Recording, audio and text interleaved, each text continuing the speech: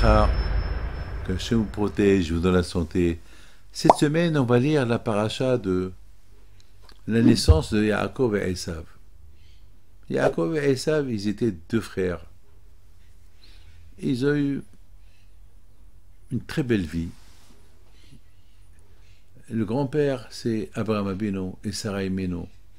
Les parents, c'est Yitzhak et Rivka. Et ils avaient de la chance d'être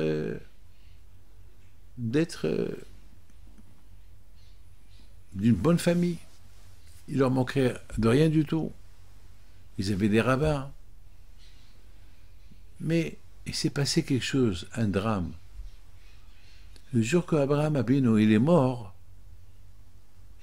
le jour de son enterrement d'Abraham Abino, il y avait tout le monde, sauf Esav.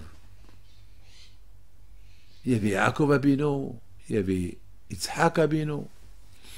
Tous les grands de cette génération, ils étaient présents à l'enterrement d'Abraham Abino à Ma'aret Marpella. Il manquait une seule personne, le petit-fils, Esav, qui avait 14 ans.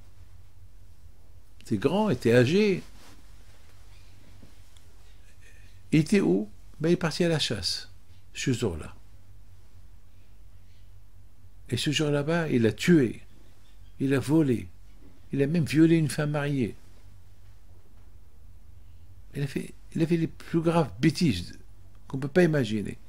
Alors on se pose la question, comment est-ce possible que quelqu'un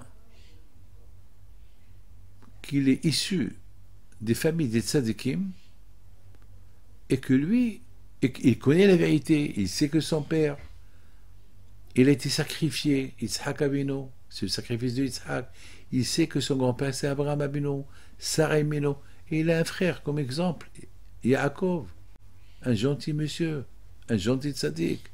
Comment est-ce possible que il peut avoir une situation pareille que Esav il est sorti de cette manière? Et j'ai de la peine pour Rivka, j'ai de la peine pour Yitzhak.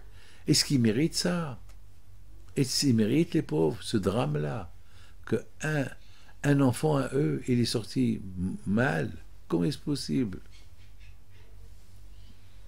Mes amis,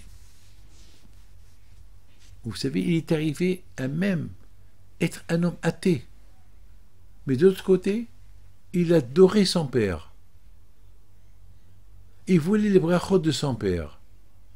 Et pour faire plaisir à son père, il venait chez son père, il lui pose des questions sur la Torah. C'est la folie.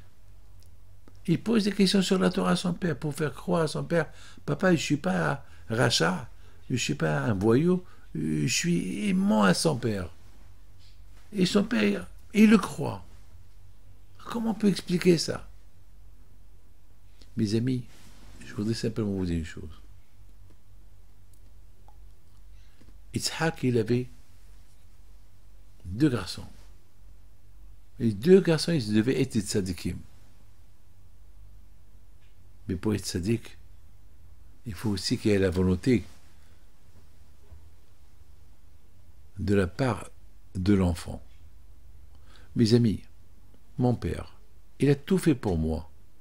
Il a tout fait pour moi pour que je sois un bon juif. Mais il fallait aussi ma volonté. Mon père et ma mère, ils ont tout fait pour que je sois dans le bon chemin. Mais si moi je ne vais pas coopérer, alors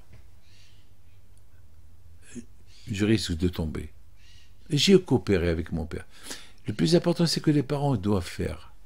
Il y a beaucoup de gens qui disent, c'est pas grave, les enfants, ils sont jeunes, ils vont grandir, ils vont choisir le bon chemin. C'est pas vrai. C'est pas vrai. Les parents, ils ont l'obligation de donner. Et c'est après à l'enfant de voir quel chemin il va prendre. Mais le plus important, c'est que les parents, ils doivent réveiller les enfants. Et beaucoup de gens ils disent, ah ben laisse-le jusqu'à qu'il va grandir, il va comme ça, laisse-le. C'est pas vrai. Si les parents ne font pas le premier push à l'enfant depuis qu'il est enfant, ils risquent de le perdre. Ils risquent de le perdre. Parce qu'après, l'enfant, il s'habitue à la vie qu'il mène. Alors, Yitzhak et Rivka, ils ont fait tout ce qu'ils ont pu faire pour Esav. Et pour Yaakov, ils l'ont fait. Baruch Hashem, Yaakov. Yaakov, Yaakov, il a choisi le chemin de son père. Parce que après, c'est les enfants qui choisissent leur chemin.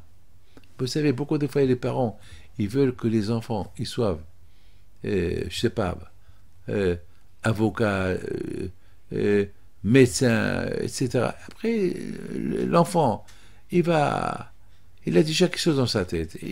Ou il va écouter ses parents, ou bien il va rien faire à l'école. Mes amis, le plus important, c'est que nous, autant que parents, il faut qu'on donne à l'enfant. Malheureusement, Esav, avec tout le bonheur qu'il a reçu chez ses parents, il n'a pas voulu coopérer avec eux. Il a choisi sa voie. Et lorsqu'il a choisi sa voie, c'est écrit dans les prophètes que le bon Dieu le déteste. Pourquoi? Parce qu'il avait tout pour être bien. Il avait tout. Il a tout lâché pour choisir son chemin à lui. Il y a beaucoup de fois, grâce à Dieu, il y a des gens qui ont une bonne éducation des parents. Après, eux, ils ont choisi un autre chemin. Et après, ils retournent au chemin que leurs parents leur ont tracé. Ils regrettent. Pourquoi on n'a pas écouté les parents? Et ça, c'est un autre cas. Son père et sa mère lui donnent. Et avec tout l'amour qu'ils avaient, qu'ils lui ont donné, il a fait semblant qu'il allait sur leur chemin, mais lui, il a choisi un autre chemin. Il est resté dans ce chemin jusqu'à le jour de sa mort. Voilà. Jusqu'à le jour de sa mort. Au moins, fais teshuva. Retourne vers Hachem. Regarde Yaakov. Il s'est marié avec 4 femmes. Il a des enfants de tzadikim. Regarde. Non. Il est resté à Esav, Mes amis, à nous d'écouter les parents et suivre l'éducation de Torah de nos parents et que Dieu fasse qu'on suit le chemin des parents. Amen, amen, amen.